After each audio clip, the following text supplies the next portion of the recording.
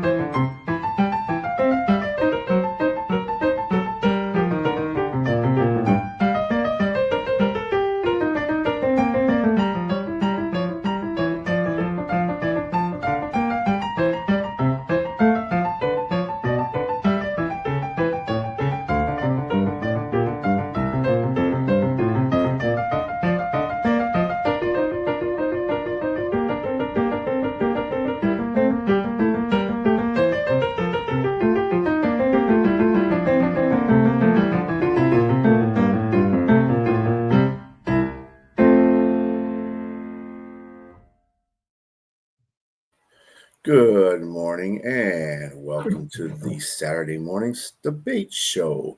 I'm your host, B, and I got my good friends here, Jack Hirsch and James JTrain Martin. We are here to debate some topics that are top of the day, current. And the first one we're going to start with, gentlemen, is will Arch Manning live up to the hype of being a generational talent like his uncle?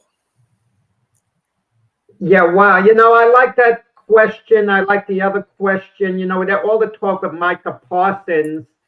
What would have been the best question to lead off with? That would have been a good debate. And I'm not questioning whether this is the best one to lead off with. Because they're playing in a few hours. He has They're a playing in a problem with few that. hours. I like this. That's It's why I let it certainly off, because it's college timely. football. Will Arch Manning live up to the hype? That's the big question. And the sad part about it is, guys, that everyone is going to be coming to a conclusion at the end of today's game. They're going to be all over Arch Manning. If he plays a great game, he's going to be a sensation. He's going to be like his uncles. But we got to take a little step back. Both uncles weren't equally as great. I mean, Peyton Manning was an all-time great quarterback, even though Eli might make it into the Hall of Fame someday, and I think he will. Won a couple of Super Bowls. Eli Manning isn't an all-time great quarterback. He was just a excellent quarterback for a long period of time. I think that's the way we could phrase Eli Manning. Are very good to excellent for a long period of time. But Peyton was great, an all-time great. I kind of feel Arch Manning does live up to the hype in the sense that he's going to be a perennial NFL starter for years to come and a very good one. How can you say he's going to be as good as Peyton? I mean, yeah, isn't that a bit of a reach with any college quarterback? Isn't that what we said about Trevor Lawrence? Oh, he's a generational talent. When the Jets won a game and they went out of the number one draft slot late in the season, people are saying, oh, what a disaster. They lost out on a generational talent like Trevor Lawrence. Well, I question whether Trevor Lawrence is even going to be the Jacksonville Jaguars starter next season. I mean, that's how far away he's been from a generational talent. But I think Arch Manning is going to live up to the hype more than he won't live up to the hype. When all is said and done, I think because he's a great athlete, great pair of legs on him. The Quinn Ewers red flag. Well, why wasn't he starting ahead of Quinn Ewers? I just have to refer to Tom Brady at Michigan. Tom Brady was put behind Drew Henson and other guys as well. And Michigan, it took them a while to get sold on Tom Brady. And that's what Bill Belichick always wondered about when he drafted him in the sixth round. Why wasn't Michigan that high on him? You know, but I think when all is said and done, Arch Manning will be, a top flight NFL starting quarterback. Whether he's going to be a generational talent like his uncles, you could put a big question mark on that, but he will make it in the NFL and be, a franchise quarterback somewhere. Okay, I'm going to say he does not live up to the hype. There's so many things to unpack here. First of all, let's look at the Mannings, the hype of Peyton Manning, and you mentioned before we get there, but you mentioned I just want to go back to what you just said about Tom Brady. The question is not comparing to Tom Brady. Tom Brady's father wasn't a great football player, and Tom Brady had no pressure on him to be great, to be this great player that he's become in the NFL. He drove himself to that particular situation. I think he became great out of pure will, like a we shall we say Michael Jordan esque type of will. You know, there was no lineage that said, "Hey, you're going to follow my footsteps and be either be great or be better." Arch Manning has this pressure on him for that. He has that pressure. His grandfather, Archie Manning, was a great player at Ole Miss, and he was a. If he'd had help at New Orleans, in New Orleans, he would have been an even better player in New Orleans. I mean, he did what he could with what he had there. Peyton Manning, Peyton Manning, probably the best of all the bunch there. Probably the smartest. I mean, the quickest processor, understanding the game, be given the autonomy to call plays and change things at Indianapolis. He was great at Tennessee, but he was always got knocked for not winning the game, for not winning the big game when it mattered. And that kind of followed him into the pros when he got to Indianapolis, and he eventually won a couple Super Bowls, but he had a hard time winning those games in the playoffs when it mattered. Now Eli was incredible at Ole Miss, and so and he got to New York, and we saw what he was able to do. Although, albeit the defense helped him win a couple Super Bowls, Eli was clutching the playoffs, and you can't take away two Super Bowl wins from him. Now, what you said about Arch Manning and Quinn Ewers, it's a fact. It's a total fact. He has not taken over the game yet. Something there has to be a red flag there to say, okay, we got to let him sit and allow him to cultivate a little more so he can watch a guy that goes into the seventh round and get drafted and not drafted high that beats you out. And I saw Quinn Ewers play. He was streaky. He was good here sometimes, and he was not so good here sometimes. And that's probably what got him in the seventh round. Otherwise, he would have been taken higher than that. He's not like the Shador Sanders situation where you want to try to make an example out of a kid. It's more about talent. And if they really needed a quarterback, him in that high, they would have drafted him that high if he was that good. And so to me, that raises a red flag as to say, why didn't you beat this kid out? I mean, Tua Tagovailoa beat out Jalen Hurts and took over as a freshman in the championship game and went on to win the championship and said, it's Tua's show going forward. So why couldn't this kid do that? And that's kind of strange to me. I don't. The best player, any coach, I'm sorry, the best player will always play. It's just what it is. If you're the most talented, they're not going to hold. Because especially now in this age where there's the age of transfer portals, and for whatever reason, obviously they told him to sit. But I mean, the family members suggested that he sit, but he probably sat because he wasn't as talented as the other guy. His name is there. He went to Newman High School. He did well there, and he was highly recruited. But the name, I think, speaks more so than the talent. We're going to see this play out this season. I want to see the kid do well. I love the Mannings. I love everything about them from Louisiana, the Saints organization. But I'm more curious to see him. I mean, to see this play out because I'm not sure. I'm not so. I'm just saying I'm losing my words here. What I'm saying is I don't think he's going to live up to the hype of generational talent like his uncles. It's just not. I don't think it's there. I think today we're going to have an overreaction one way or the other. It's one game. It's a big game. Ohio State's not quite coming back with the same national championship team. They've lost, number of players. But I think there's going to be an overreaction. I mean, people are going to be all over it if he plays a great game, if he plays an underwhelming game. But the good thing for Arch Manning, if he doesn't play a good game, his next few games, the schedule's a little weak. So he'll have a chance to shine and kind of redeem himself and get it together. But could you imagine if he hits the ground running and he lights Ohio State up, and then the next few games he's probably going to be outstanding because of the schedule, the momentum that's going to be built, like it'll be like the Arch Manning Express if that happens. But the thing with, and by the way, with Quinn Ewers, just to mention it, he lost the backup starting battle for the Miami Dolphins to Zach Wilson. Zach Wilson's going to be Tua's primary backup with the Dolphins, according to Mike McDaniel. So that kind of backs up your argument a little bit, James. Then why didn't Ewers beat out Zach Wilson for the backup position? Unless Mike McDaniel had a preconceived notion watching Zach Wilson in the league before and liking his talent and giving him an edge over Ewers going into camp. Well, professional football is different from college anyway. So I'm going to leave that depth chart thing alone. What's your conclusion, Brian? I think that I'm going to put it to you this way.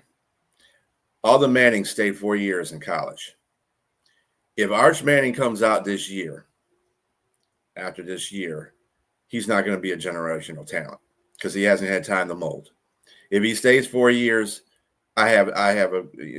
he has a better chance of being like his uncles and his dad and his grandpa. So, I mean, there you go. I mean, that's what I have to say about it. The longer he stays and it maturates is probably will be the best thing for him. But guys, it's the circumstances.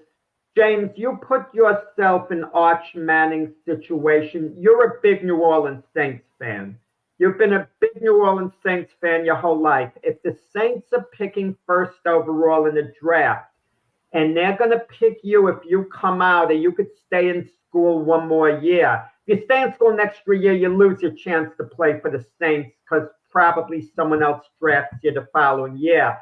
Do you come out? And from what I understand, Arch Manning's been a lifelong Saints fan. And if you could play for, your boyhood team, wow. I mean, I know the way I feel if I was a baseball player, I could be drafted by the Yankees and I know I'm going to, have a great career with them as opposed to, virtually any other franchise.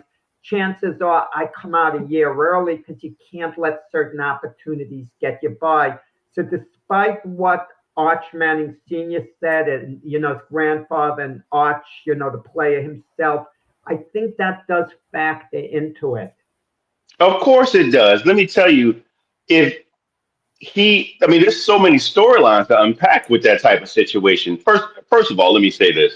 Let's preference that the Saints are not picking first overall. Let's put that out there to all the fans. They're not picking first overall. But if that were to occur, let's just hypothetically speak of regarding to the situation to cater to what you're saying, Jack. I would say that Arch Manning would definitely go there. He would definitely come out and play. Why not? I mean, this is what my grandfather played. I have a chance to redeem what he didn't have in New Orleans and bring something there for him, for my family, for the pride of the city. People don't understand the New Orleans culture is more so like, it's different. When you go there, you feel the people. I mean, they're loving. They want to be a part of. They want you to be a part of the culture and everything. They're passionate about the football team. I am for sure. So, it would be great for him. It'd be great, and then you have a great head. I think what Kellen Moore is doing in New Orleans right now is going to be it's his own thing. I'm not going to compare him to Sean Payton, but you can see how everybody's responding to Kellen Moore right now on the team. It's different when Dennis Allen was there. They have to respond to him, James. No, I'm telling you, Dennis Allen. They can't play for anyone. Let me tell you, when Dennis Allen was there, it was terrible. The players, they did everything but say that he sucked. And so, to be respectful. But you can see it's a whole different energy in that building. Even if they don't win a whole bunch of games this year, you can tell they see that the future is there. And then how the players that they drafted this year, I just think that if that's the direction that they went, I would be, if I'm Arch Manning and I know I'm getting picked, I will come out especially I like the ideal situation for me. I would have you look at the receiving core there, you look at the running. Everybody, the offense is relatively young, so it's suited for a nice a young quarterback to come out. Although I think we got the guy in the building already, either in Shuck or in Spencer Rattler. But what did that say? I'm sorry, I missed that. So Jerry Jones' last trick up his sleeve is probable to draft Arch whenever he comes out. Yeah, doubt it. You want to know, so first off, you have to have given up on Dak Prescott, but hypothetically, if the Cowboys have a terrible year, hypothetically, and they're going number 5 overall, for example, in the draft, and they're willing to flip-flop with the number 1, they're going to give their number 5 and their other 2 number 1 draft picks, 3 number 1s, one of them 5, the additional number 1s. Yeah, I think they might be able to swing that deal and get the number 1 overall pick because they would have had the capital. But that means they would have had to give up on Dak Prescott, who, if he's healthy, is a pretty good quarterback. So I don't know about that fit. Same. But yes, I don't think he's going to live up to hype just yet. And so I want to be proven wrong. I want him to live up to the hype. I just don't see it happen. It was basically, will he eventually live up to the hype? I mean, he's not going to live up to the hype off the bat. There won't be a body of work for a while. Yeah. All right. So we're going to, go to a different stimulating question. Was Jalen Hurts disrespected by the recent poll rating him as the 18th best player in the NFL? No, he's not better than the 18th best player. I mean, he had the credentials as a Super Bowl MVP, but he had to manage the games, and he managed them well. Kudos to Jalen Hurts. I like him from college. He had Saquon Barkley. He's not, it's just looking at quarterbacks. There are 4 quarterbacks who are undisputedly better than Jalen Hurts. Patrick Mahomes is better. Josh Allen, Lamar Jackson, Joe Burrow. Don't even give me an argument that's not even a serious discussion who's better, those 4, Jalen Hurts. Now you could start, figuring Jalen Hurts into the discussion with the other top quarterbacks. And then you look at certain wide receivers. Justin Jefferson is better at his position than Jalen Hurts as at his. Jamar Chase, and you could Saquon Barkley, his own teammate. And 18 isn't bad. What's the complaint about? It's not like they put him 48th. 18, he's in the top 20. No, he wasn't disrespected. I don't see why it went around the media. Oh, how can you disrespect him by putting him number 18? That's not bad. Of course he's disrespected, Jack.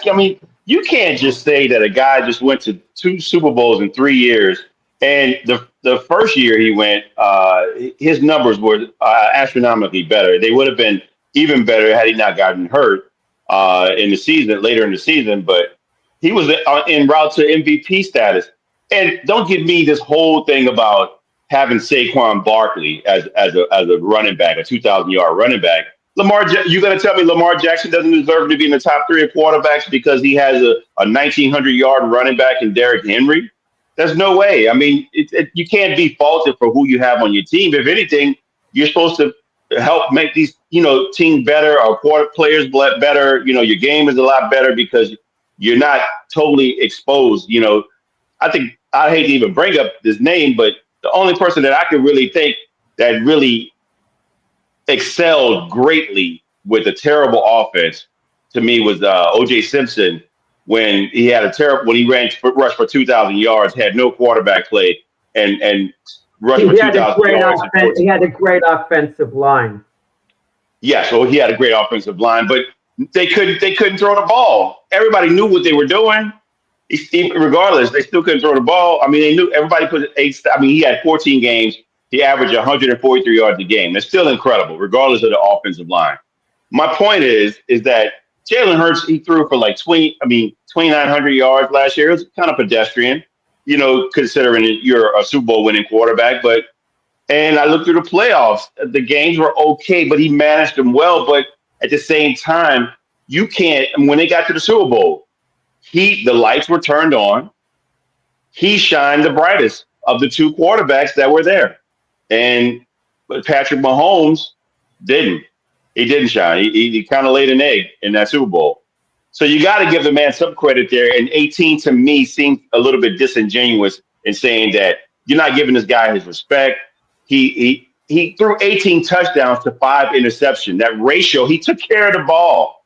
That's another thing. So bring him up a little bit. I would at least put him in the top 10. I mean, I would at least put him in the top 10 because he's definitely going to take care of the ball, and he helped orchestrate them getting to the Super Bowl. He's a part of it. He wasn't like Trent Dilfer. He's a little bit better than Trent Dilfer. Trent Dilfer will be like an 18 for his team. No, but Trent Dilfer 18. Trent Dilfer will be 118th if even that. Come on. Don't make that comparison. Listen, he's a heck of a player, Jalen Hurts. That's why he rated so highly at number 18. But the fact is, you have Barkley, Brown, Devontae Smith, excellent offensive line. He managed the game wonderfully. But when you tell me he's as good as the 4 elite quarterbacks I mentioned, then you're going to have an argument to put him in the top 10. And you're not right. I haven't heard you tell me he's as good as Mahomes, Allen, Jackson, or Burrow. But those are the top 4. I'm not going to put him in that. I said top 10. I could take somebody out of 10 and give him a 10 spot just because I'm trying to think who else. I mean, would you put him ahead of Tua? I would. I put him ahead of Tua. Yeah, I would put him ahead of Tua at this point. Yeah. And definitely, I'm just trying to think who else could be ahead. I mean, obviously Matt Stafford, but I would put. I'll be honest. Players, position for position. One of the big names that we're going to talk about maybe in the next question, Micah Parsons. Would you put Jalen Hurts ahead of Micah Parsons? If you have to rate. Now, if you're speaking overall as players, positions, 18th best player in the league. Would you put him ahead of T.J. Watt? Would you put him ahead of Justin Jefferson, Jamar Chase? I'm starting to rack off the names. Are we talking about? Wait a minute. Are we talking about overall, or are we talking about quarterbacks? Overall, of course, he's better than the 18th best quarterback. I'd say 18th best player in the league. Look at the question, guys, on the screen. My apologies. Yes. Look at the question on the screen. That's what people complain about. He's obviously better than the 18th best quarterback. That is disrespecting him if you have him 18th best quarterback. Look, he's eligible. If you're just talking quarterbacks, you can start a discussion. Thank you, Steve. I really needed that quarterback or not, and then dwindle it down a little bit. Maybe he winds up at number 5, maybe number 7. I don't know. I know he's not in the top 4, but you could get into discussion. Well, who's better, Jaden Daniels or Jalen Hurts? But Jaden Daniels has had only 1 year in the league, so that kind of works against him. Well, I'm still gonna push the argument a little bit that he could be in the top 15 of all great best players. Three places. Okay, you could push that argument maybe up to 15. Yeah. I mean, wait a minute. That's not the 15th best player overall, Jalen Hurts. Are we going by accolades or are we going by actual play? Actual play, not accomplishment. When you're Super Bowl MVP, I mean, it's a great achievement, but it doesn't make you a better player than someone else. We're talking about, they talk in boxing pound for pound. Terrence Crawford is not, wouldn't beat Alexander Usyk, if they fought, because of the weight difference. So you can't, it's hard to compare a quarterback with a wide receiver. But what I'm saying, and this is what the poll was, who's better position for position? Who's just a better player when you consider their position? Like, I thought the other day, Roger Clemens and Mariano Rivera. It's hard to say who's a better pitcher. But if you want to make a comparison, was Rivera better reliever than Clemens was a starter? That's a fun question. You could debate that. And I don't think Jalen Hurts is as dominant as quarterback, as great as quarterback as Jamar Chase is, let's say, as a wide receiver, Justin Jefferson. Saquon Barkley, his own teammate, is a better player than he is. Position. I got to apologize to you, Jack, and to everybody out there listening. I totally glossed over player versus quarterback. And that's on me. I totally was looking at it as a quarterback because that 18th would be and do you think I'd abysmal. have an 18th Jalen Hurts? 18th. First of all, 18th is that's disrespectful out of all the players in the league. That's disrespectful. You think he's no? That's where the question lies. That's the question. I guess that's not disrespectful. Actually, that's overrated to me. I think he shouldn't be at 18th. He should be down by the 20th or something like that because he's not. If you're going by accolades, of course you could put him up there as an 18th. But if you go as an everyday player, hell no, I'm not putting him at 18. If this is in the top 100. Yeah, but if this is in the top 100, this is voted by his peers. This is people that he plays against, the people that vote. So you got to give respect to that at least.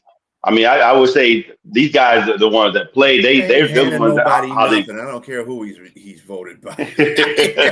I'm going by the eye test. I'm looking, what he does during the regular season. And no disrespect, James, but I'm sorry. When you have a 2,000-yard running back, that does do something for your team. Regardless, it's a team sport. He has an offensive line too, and like I said, he's got good weapons to throw to. I mean, all that is I have to disagree with that, B. I got to disagree with that because all the 2,000-yard running backs that we've had in the years, there's a lot of them they didn't do nothing for their team. It's just they were yours, and the only one, Barry Sanders, was he got to the playoffs on it, but I mean, the quarterback play didn't help. I mean, Scott Mitchell wasn't all that great. I mean, you had a few other people. He was okay. I mean, Jamal Lewis ran for 2,000 yards. They did okay. I mean, it just all depends.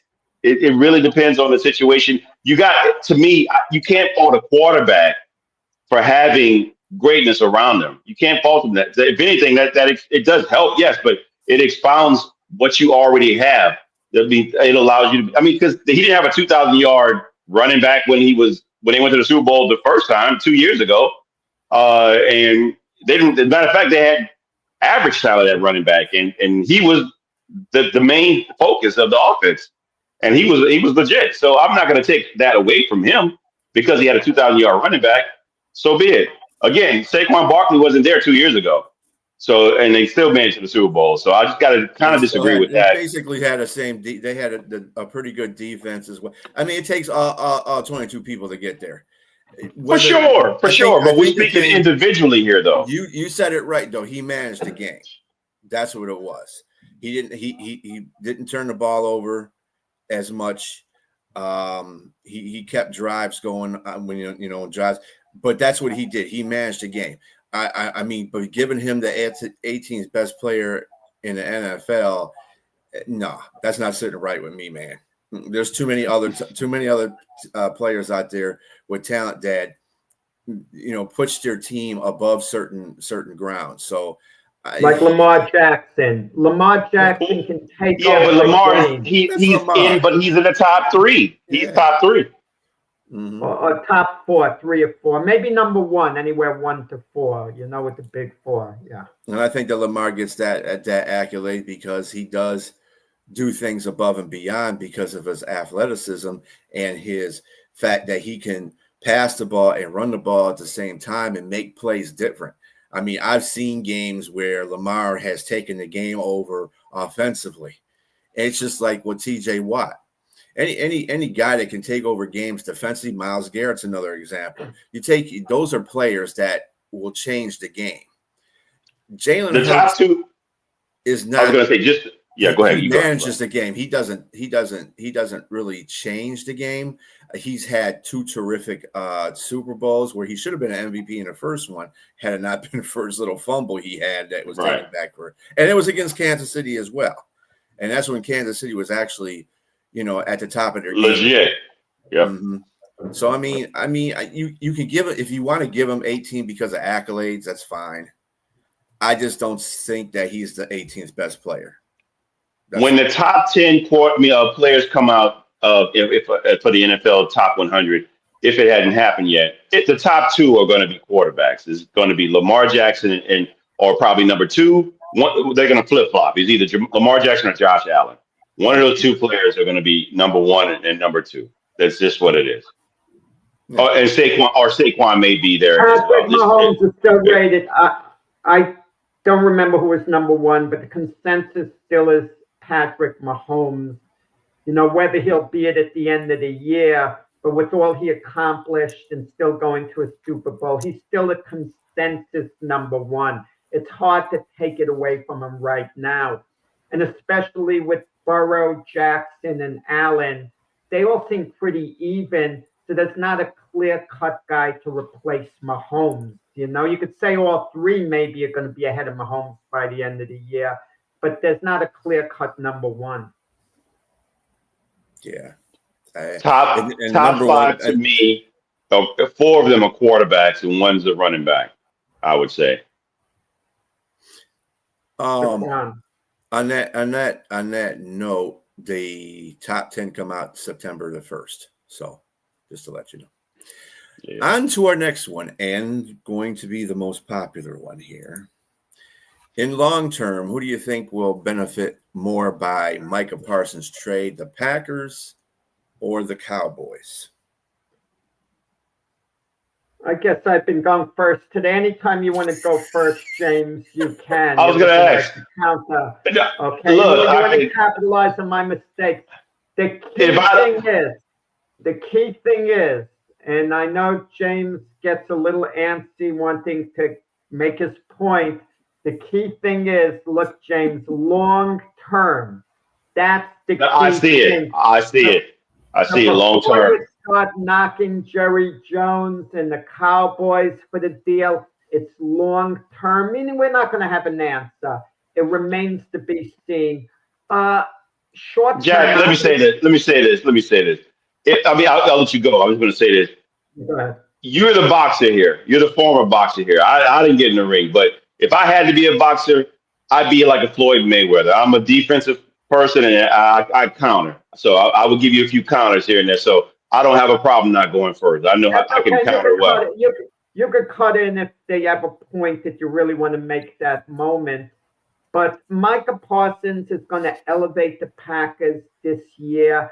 I picked them to win the Super Bowl last year. I don't see them quite as one of the favorites, to go to the Super Bowl. They're one of several teams that could possibly go.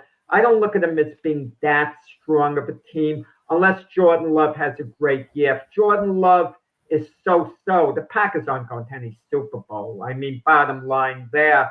But I do think Micah Parsons could make a difference whether they get in the playoffs or not, because I think the Packers are going to be the type of team who'd be a wild card type team who would be on the cusp of making the playoffs, and Micah Parsons might be worth one extra game to them, which is enormous. Don't get me wrong. Micah Parsons is obviously a great player, but what was he going to do for the Cowboys if he stayed on the Cowboy team? And look what the Cowboys are getting in return for moving on from Micah Parsons, okay? They're getting the following things. They're getting a nose tackle, to start for them. Oh man, the name Kenny Clark.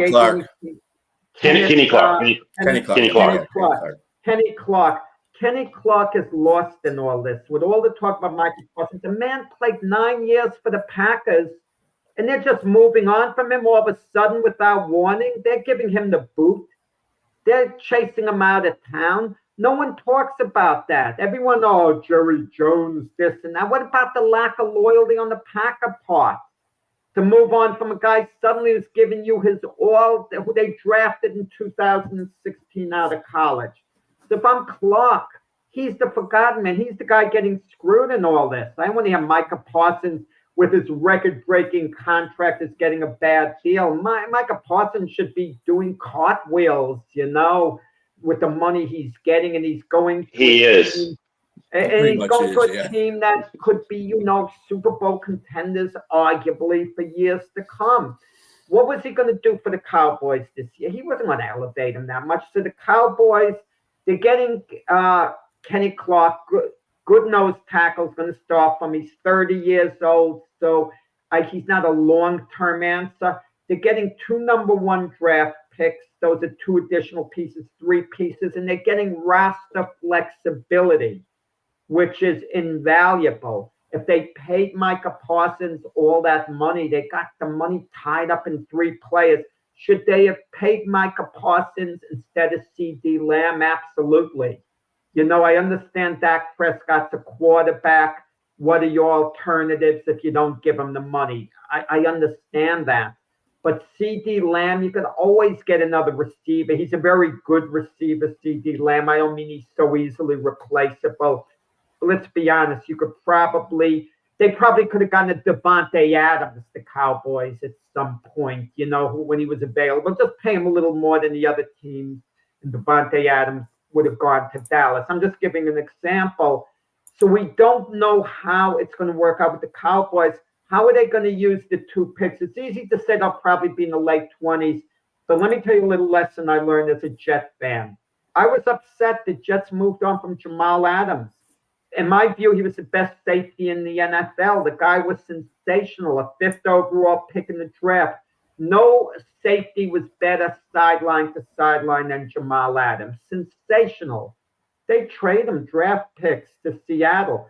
It didn't quite work out in the long run with Seattle. He had a good initial season, then he got hurt. And as a result of the picks, the Jets were able to get Garrett Wilson. Okay, amongst other things. And, the Khalil Mack thing, too. It didn't exactly hamper the Bears trading Khalil Mack. Micah Parsons is a terrific player. He's going to help the Packers, but is he going to also hurt the Packers a little with the cap, with their financial flexibility? There's a lot that goes into this, but we just see things on the surface. Oh, they moved on from Micah Parsons. And Micah Parsons didn't do himself any favors, guys, lying on the training table, claiming his back is hurt, this and that.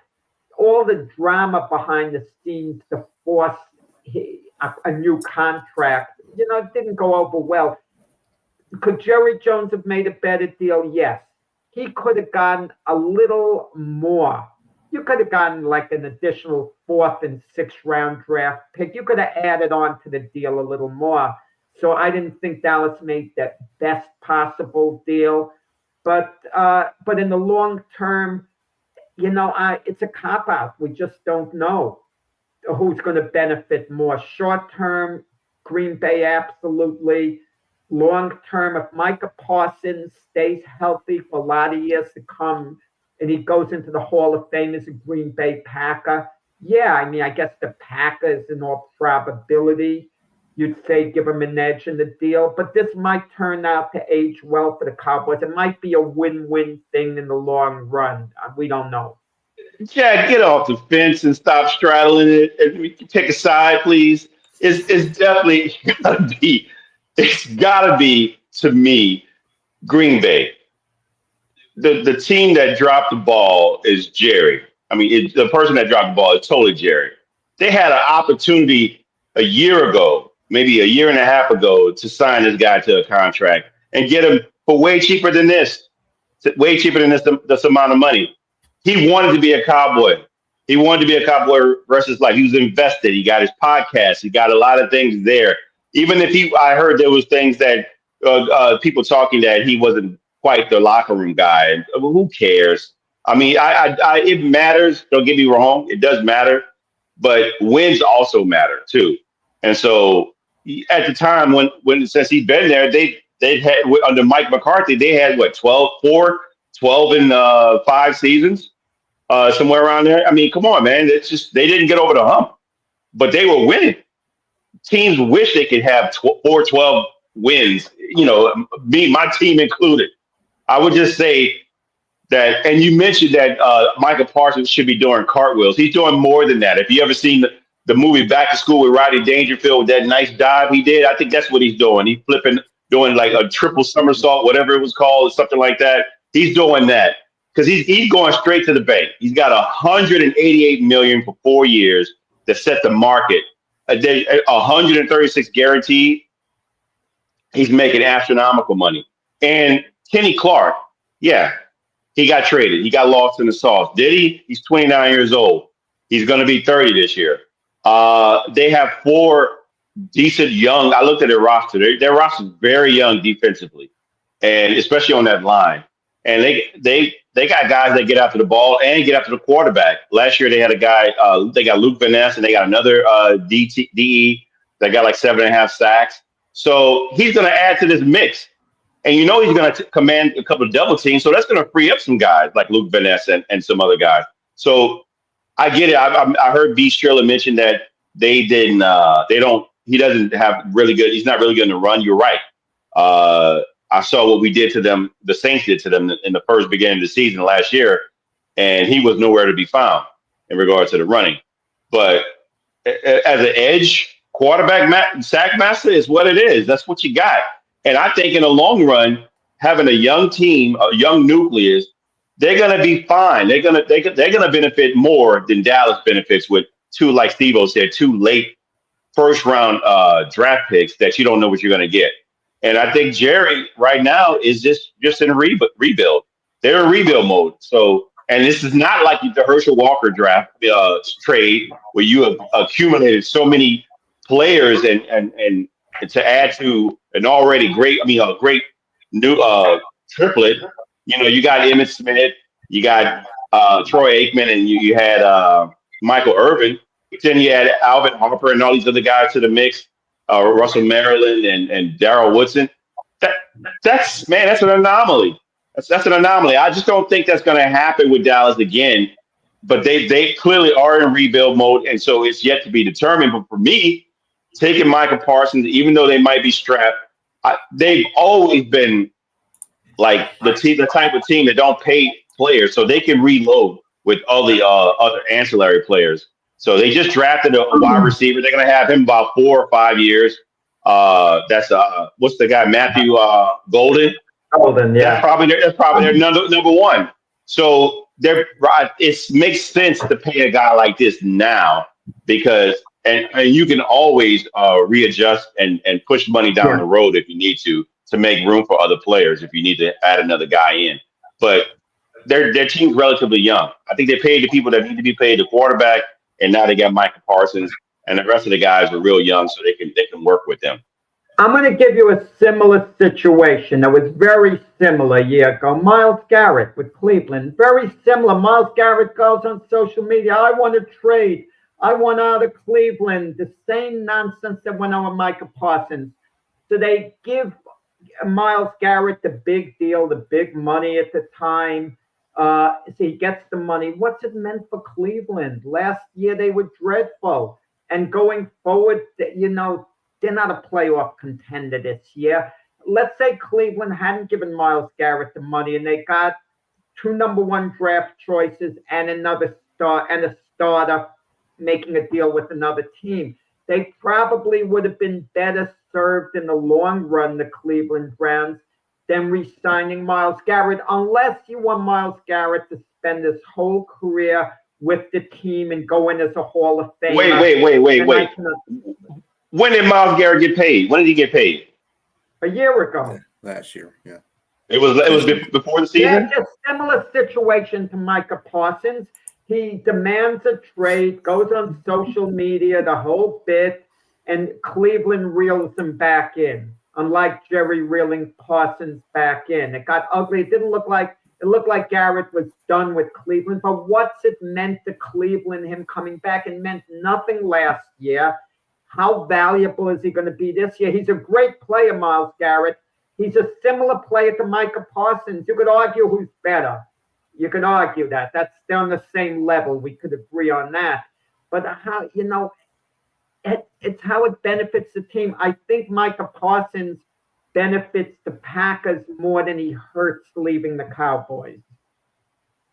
I don't know about that because you see people like Michael Irvin getting online, depressed about it, and the fan base. This is who you're hurting right now. You're hurting the fan base. What's going to happen with them during this season? I just think that it was before that, Steve-O. I thought so too. I thought it was after the Super Bowl. I thought it was this year. You sure? Look that up. That's why I was like, that don't make sense. I don't think it was before the last season. I think it was towards the end. I mean before this season, long before. No, we're talking about when he got paid. When Myles Garrett, I think he got paid early this year. Oh, yeah, maybe so, but it was long before. The point is, the situation was similar to Micah Parsons. That Myles Garrett was out of Cleveland, didn't want to, no, I think it was last year. Wait a second. I believe it was last year. We can look that up. I mean, and yeah, I'm looking at it. You got B. He signed. Yeah, he may be right because it says 2025 here. Yeah, it was the beginning. That's why I was like, no. He wanted to leave because the season was over. But was it? Before, I think it was. Wasn't it before the Super Bowl though? Because he wanted his contract restructured. It was after the season ended. It was after the season ended, right? I mean, I'm not sure. Let's see. It was after the season ended, and he wanted to get paid. So he obviously. I agree. The point is, the Packers are going to have financial ramifications. If Micah Parsons is a great player, an impact player for the Packers, it's going to be worth it. If he's hurt and plays on and off, and he's just a pretty good player, you get hit, the financial flexibility, making other moves under the cap. You kind of wonder, is it going to be worth it, to them? But he's a great player, Micah Parsons. You can't take that away from him. And if healthy, he's certainly going to help the Packer defense enormously. Since he's been in the league, he's averaged 12 to 13 sacks a year. That's steady, and you can't deny that. That's just incredible. He's got a lot of pressures on the quarterback, too. For sure. Whether he's as good at stopping the run, that's questionable. Yeah, but that's where they know what they're getting with him, and that's where you got other players that can help stop that run. I mean, they're actually March 9th, Steve-O, not March 25th. March 9th. Yeah, March 9th is when he signed his contract. Okay, so forget last year. I'm in error as far as that goes, but the situation is similar to Micah Parsons. I mean, with Cleveland paying all that money, they obviously want him to be a career Brown. And it would have been nice if Jerry Jones would have decided, Micah Parsons is going to be a career Cowboy. Micah Parsons handled it very poorly from his end, I think. When you start acting childish, making believe your back hurt, lying down on the table there. But you want to know something? Jerry Jones could have handled it a lot better. For sure. Overlooked stuff. And Micah Parsons, by all indications, was going to come around and play. Both of them were acting childish. Yes. Yeah. And let me tell you something. The question is long term, okay? Everybody is making this so exciting about Green Bay getting Myles Garrett. Did that elevate them a little bit? Yes, it elevated them a little bit. It gave them a better pass rushing duo. But at the same time, when you remove Clark from that equation, that's your best run stopper. They were 7th last year in stopping a run. That's very good. In the top 10, they're not going to be 7th this year because they don't have any run-stopping defensive tackles. Okay. But something tells me that he has to be expendable because for them to give him up, somebody else must be next in line to be. Or just like some franchises, they just could be ridiculous. That's all there is to it. They want to get Myles Garrett in there. Micah Parsons in there because they need a pass rush. They were 15th. They were in middle pack of the league last year, but they had 45 sacks. So they're trying to improve that. But guys, I know? The Luka deal and the Parsons deal were made very quickly. The Luka deal I can understand because if the Dallas fans knew Luka was on the trading block, they would have went ballistic. So it's like Nico Harrison did it very quickly in the middle of the night. The Parsons deal, Jerry Jones was talking to other teams, the fans said, nah, Jerry's not really going to do it, this and that. But Jerry Jones should have maybe seemed to go to the highest bidder. But you want to know something? He might not have gotten 2 number 1 picks at this point in the year for Parsons, because right before the season begins, teams, I don't know what they have done that. So this was maybe the best deal he could have gotten at this stage of the year. Well, I'm just saying that if Green Bay's going to be in cap hill next year. They're going to have a negative $44 million cap hit because they got paid the rest of Clark's contract. They got to pay Jordan Love's contract is going to start. And then they got, they got residuals from, of course, Micah. So I would say that it's going to hurt Green Bay in the long run because they're not going to be able to sign players they need to sign. I mean, good players. I'm not talking about Joe Blow. I'm talking about players that they need on their defense. As far as Dallas is concerned, you can always say that they, depending on what they do with their draft picks, their first round draft picks, their future could be really good. And they solved the problem by getting rid of another one. I mean, they solved the problem by stopping a run, and which Micah can't, he's not very good at doing. He's good as a pass rusher. And let me tell you, let's get this straight. Mike is one of the best in his position at that role. So it's not like he wasn't some guy out there, just a guy. He did make impacts. Like James said, he's getting 12 to 13 sacks a season. That's in 4 years. In 4 years, this is a norm for him. So that helps improve Green Bay to a point. But, I mean, media blows everything up to cataclysm level, okay? I don't think it was – I think it was a trade that was popular because of the names in it and what happened with the whole situation. But at the same time, it helped out both teams. It still helped out both teams. And I don't think it did anything different to either one of the teams. Do I think it elevated Green Bay to being a Super Bowl contender? They were already a Super Bowl contender. There's 3 teams in that division that are Super Bowl contenders. I think they might have gotten to second place in that division, but I don't think that they did anything that's going to – I mean, I'm sorry. And then I know I'm going to be biased in this situation, like I said before to James, but Detroit is still the well, it just I got to tell you something, guys. And Brian, you're not going to be happy about this. This deal affects your Detroit Lions because Aiden Hutchinson is going to be coming up on a new contract, and the market was extended sky high with the Micah Parsons deal. I mean, it was much higher than any other edge rusher, by millions of dollars. And Aiden Hutchinson is going to be talking in terms of getting something close to what Micah Parsons got. And that's going to throw maybe the Lion, financial flexibility a little out of whack. But that's the difference between the Lions and Green Bay. Green Bay, this is something they don't normally do. They haven't done this in at least 30 years. They don't do this kind of stuff. They're trying to, it's an arms race in our division right now. Everybody's trying to get better. You're right. They hadn't done this since '92 with like Reggie White. But like I said, he made the difference though. Yeah. Right. But the division, but that was a different time too. But anyway, the division is very, very strong. It wasn't like that when Reggie White came in there. Trust me, there was still Green Bay and then Chicago, Detroit, and Minnesota. That was what it is. That division sucked for a long time, let me tell you. It's just now that it's been one of the best divisions in the league. So it's a whole different situation. It's an arms race.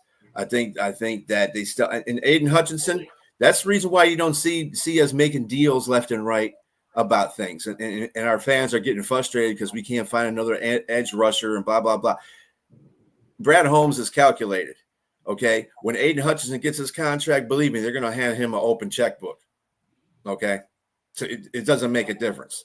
They're going to pay Aiden Hutchinson. He's the franchise player, along with Amon St. Brown. Both of them are franchise players, and Penei Sewell. They're franchise players. They're going to pay them. Trust me, and I'm not worried about that. Let's see. We'll see. Well, we don't really have much.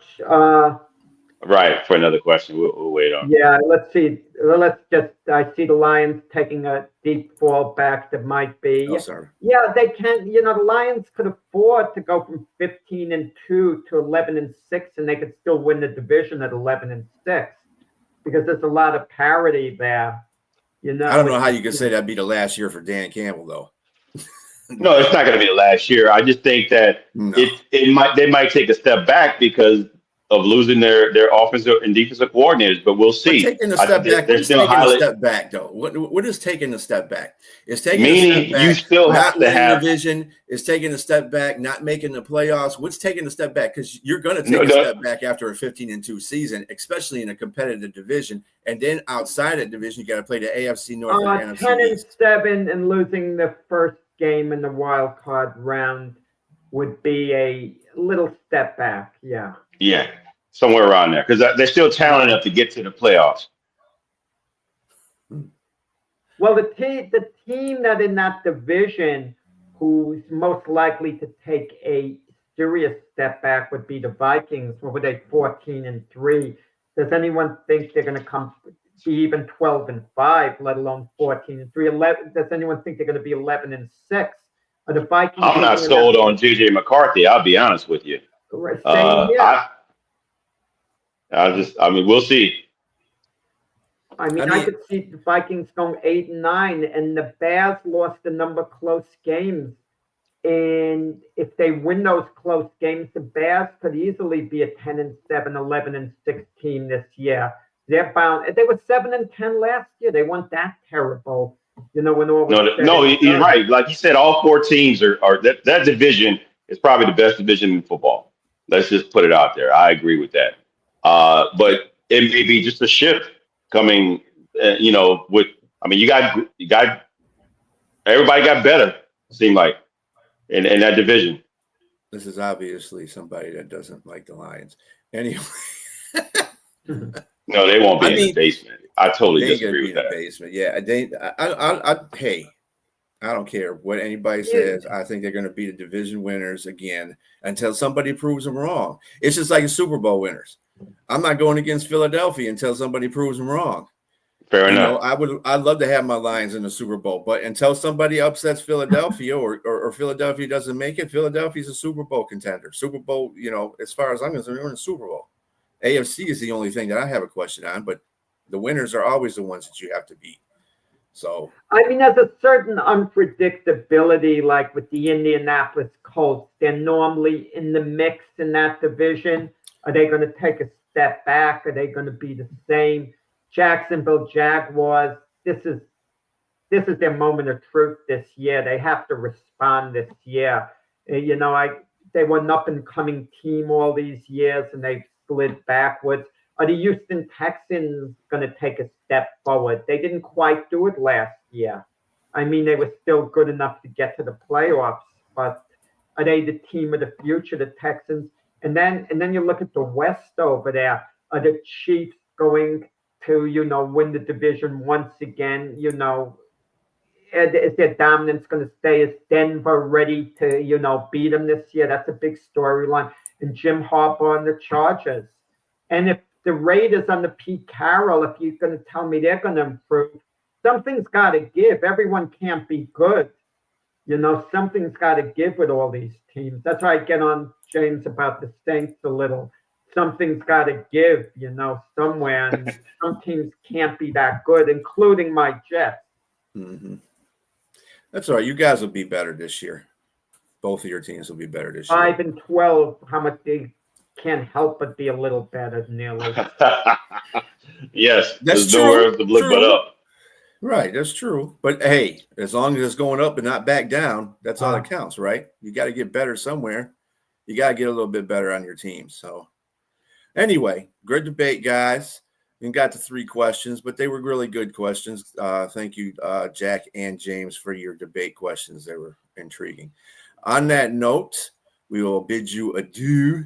And tomorrow is the big football show, 2 hours. We'll have Jack, James, and Keith and myself on that show tomorrow. So come see us at 8 p.m. Eastern, 8 a.m. Eastern time, and we'll talk some more football. Have a good day, everybody.